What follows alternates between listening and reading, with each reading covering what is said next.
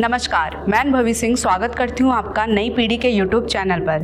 Cooperative bank staff association जिला सहकारी bank व उनके कर्मचारियों की समस्याओं के निदान हेतु लगातार संघर्षरत है। उनकी विभिन्न समस्याओं को लेकर नई पीढ़ी के संपादक शिवेंद्र प्रकाश द्विवेदी ने कोऑपरेटिव बैंक स्टाफ एसोसिएशन के महामंत्री श्री विजय कुमार सक्सेना से सीधी बातचीत की। आइए सुनते हैं। Cooperative bank staff association Uttar Pradesh की स्थापना वर्ष 1985 में हुई थी और इसका मुख्य उद्देश्य प्रदेश के जिला सहकारी बैंकों और उनके कर्मचारियों को विकसित करने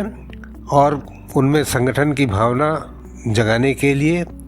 की गई थी। और हम हमेशा इस बात के पक्षधर रहे हैं कि जिला सहकारी बैंक अगर मजबूत नहीं होंगे तो संगठन भी नहीं कुछ कर सकता है और ये बैंक बंदी की कगार तक पहुंचने की स्थिति में आ सकते हैं। हमारा संगठन प्रदेश स्तर पर Uttar Pradesh bank employees association bank employees union से संबद्ध है और राष्ट्रीय स्तर पर all India cooperative bank employees federation के माध्यम से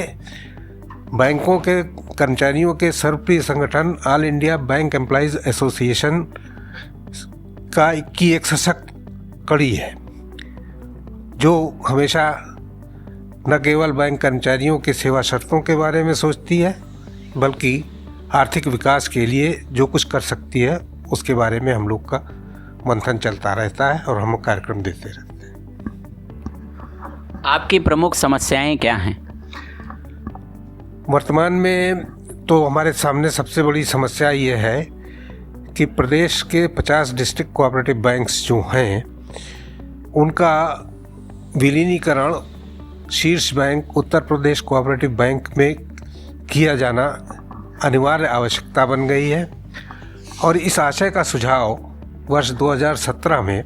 नाबार्ड ने प्रदेश के मुखिया माननीय योगी जी को दिया था और जिसके क्रम में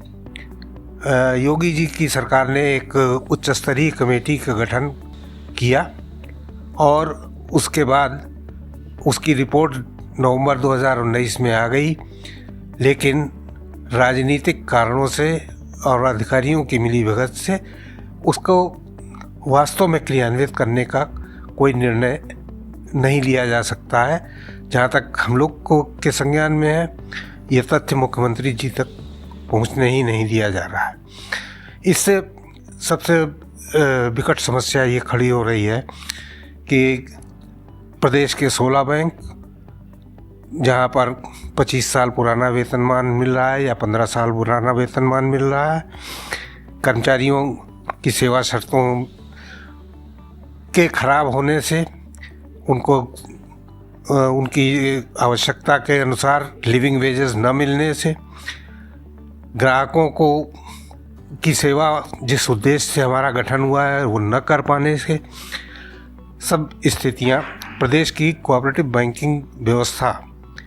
चरमरा सी गई है। और उसके बाद भी तकनीक के नाम पे लगातार अपव्यय हो रहा है। आपको उदाहरण के लिए बताऊं कि जो 16 बैंक हैं जिसमें माननीय प्रधानमंत्री जी की कॉन्स्टिट्यूएंसी का बैंक वाराणसी, योगी जी की कॉन्स्टिट्यूएंसी का बैंक गोरखपुर भी शामिल हैं, इन बैंकों में ज़बरदस्ती मोबाइल वैन थोपी गई हैं जिसका खर्च 25 लाख 30 लाख रुपए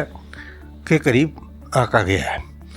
ऐसी स्थिति में जहां बैंक अपने कर्मचारियों को वेतन नहीं दे पा रही है,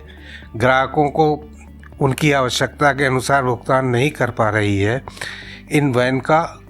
कोई उपयोग नहीं रह गया है। इसी प्रकार की अन्य तकनीकी समस्याएं भी हैं जिसके लिए हम संघर्ष कर रहे हैं। अलावा इसके 16 जिला सहकारी बैंकों के संबंध में जब ये कहा जाता है कि ये प्रॉफिट में नहीं है, बैंकिंग लाभप्रदता नहीं है, तो हमने उनको बताया है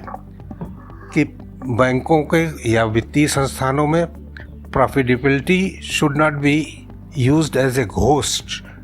जैसा कि ग्रामीण बैंकों के संबंध में तत्कालीन नाबार्ड के प्रमुख ने कहा था। हम इसके लिए संघर्षरत हैं और हमेशा आगे बढ़कर इस बात को उठा रहे हैं। कमेटियों की बैठक हो रही है, उसमें भी बात रखी गई थी, लेकिन अभी निर्णय नहीं हो सका है, लेकिन हमारा प्रयत्न जारी रहेगा।